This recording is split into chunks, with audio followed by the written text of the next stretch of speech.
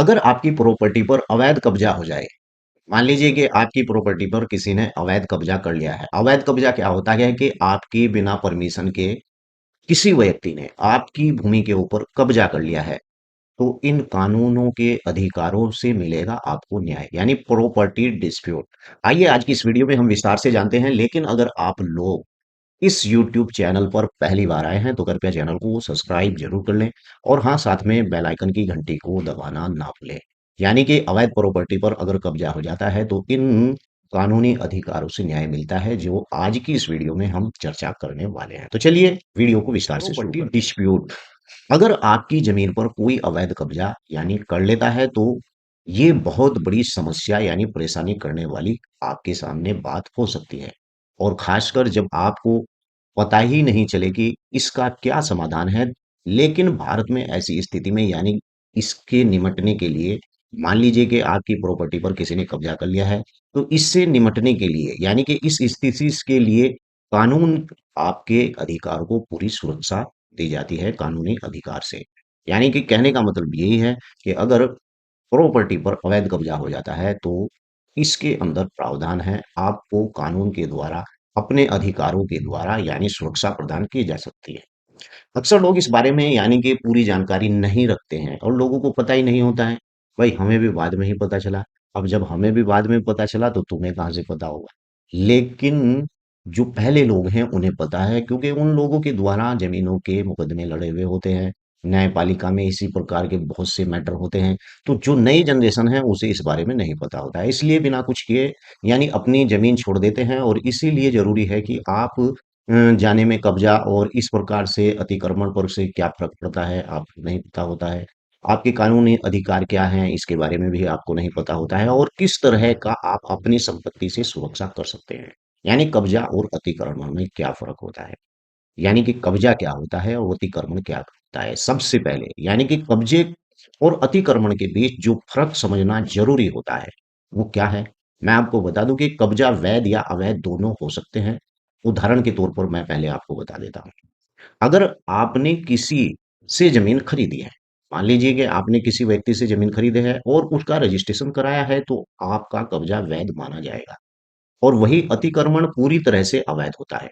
अतिक्रमण इस तरीके से अवैध होता है कि मान लीजिए कि आपकी परमिशन के बिना, जैसे कि कोई पड़ोसी या आपकी जमीन पर दीवार बना दे या फिर कब्जा कर कुछ हिस्सा अपने नाम करा ले, ऐसे मामले में आपको तुरंत सतर्क हो जाना चाहिए, क्योंकि ये आपके अधिकारों का खुला खुला आइए जान लेते हैं कि आईपीसी की धाराओं के तहत यानी कि वैध कब्जा एक गंभीर अपराध है। भारतीय दंड संहिता आईपीसी की धारा इस बात को साफ करती है कि अवैध कब्जा एक गंभीर अपराध है। और आईपीसी आईपीसी की धारा 441 यानी 4441 के तहत मुकदमा कब्जे को यानी जो अनटुक अपराध कहा जाता है, जिसका मतलब होता है कि कोई गैरकानूनी तरीके से आपकी जमीन पर कब्जा कर रहा है। इसके अलावा धारा 447 के तहत ऐसे व्यक्ति को 3 महीने की जेल भी हो सकती है, यानी प्रावधान है उसके अंदर, और जुर्माना भी लगाया जा सकता है, या दोनों। एक मामला सिर्फ दीवानी नहीं बल्कि अपराध भी माना जाता है। इसीलिए कब्जा करने वाले के खिलाफ कड़ा कानून मौजूद है हमारे अवैध संविधान कब्जा के अंदर। और जो होने पर यानी क्या कदम उठाए जा सकते हैं। मान लीजिए कि अवैध कब्जा है। अब आप सोचेंगे कि अकरम भाई ये अवैध कब्जा हो गया है, अब हम क्या कदम उठाएँ?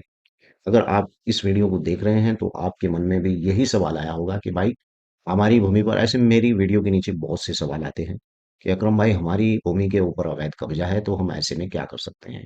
अगर आपकी जमीन पर किसी ने अवैध कब्जा कर लिया है तो सबसे जरूरी बात यह है कि आप खुद कोई गैर कानूनी कदम न उठाएं और अपने हाथ में मामला लेने के बजाय पहले स्थानीय राजस्व अधिकारी या फिर तहसीलदार से संपर्क करें और उन्हें शिकायत दें कि उनकी मदद से कब्जा हटाने की प्रक्रिया शुरू हो सकती है। साथ ही आप नज़दीकी पुलिस स्टेशन यानी थाने में भी जाकर उस व्यक्ति के खिलाफ एफआईआर दर्ज करा सकते हैं, ताकि कानूनी तौर पर यानी कार्रवाई हो सके।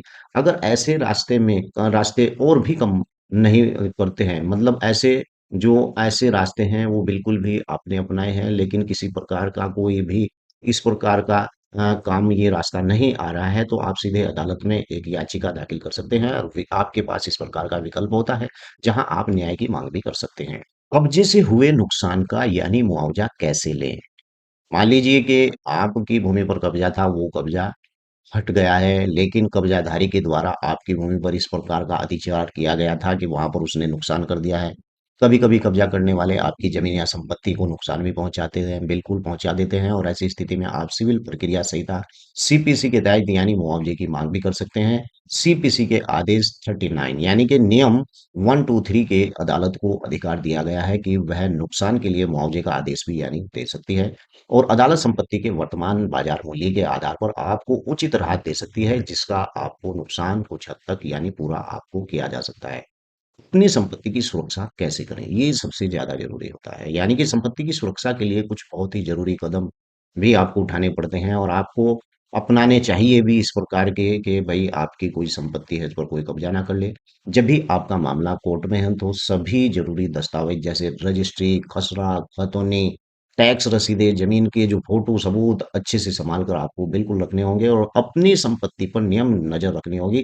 कहीं ऐसा तो नहीं वो व्यक्ति रात को आकर उसमें दीवार खड़ी कर दे और दोबारा से इस प्रकार का काम कर दे, और खासकर आपको अगर अपनी जो जमीन किसी यानी कि दूर के इलाके पर है, आपकी जो जमीन है वो आपसे बहुत ज्यादा दूर है, कोई भरोसेमंद व्यक्ति आपको वहां पर छोड़ना पड़ेगा, निगरानी कर सके ताकि उस भूमि की, और साथ ही अगर आपको संदिग्ध गतिविधि दिखे तो तुरंत संबंधित प्रशासन को सूचित करना आपकी जिम्मेवारी हो सकती है, और इसी प्रकार से आपको कार्रवाई भी करनी जरूर चाहिए। यानी कि अवैध कब्जे के मामले में जल्दबाजी बिल्कुल न करें, हमेशा कानूनी रास्ता ही अपनाएं। जमीन आपकी सबसे कीमती संपत्ति और इसके अधिकारों की रक्षा करना भी यानी आपका ही कर्तव्य होता है, और इसी बात को लेकर आज मैंने इस टॉपिक पर वीडियो बनवाई है, क्योंकि ऐसी संपत्ति के ऊपर अगर कब्जा हो जाता है तो आपके दिमाग में इस प्रकार के टॉपिक नहीं आते हैं।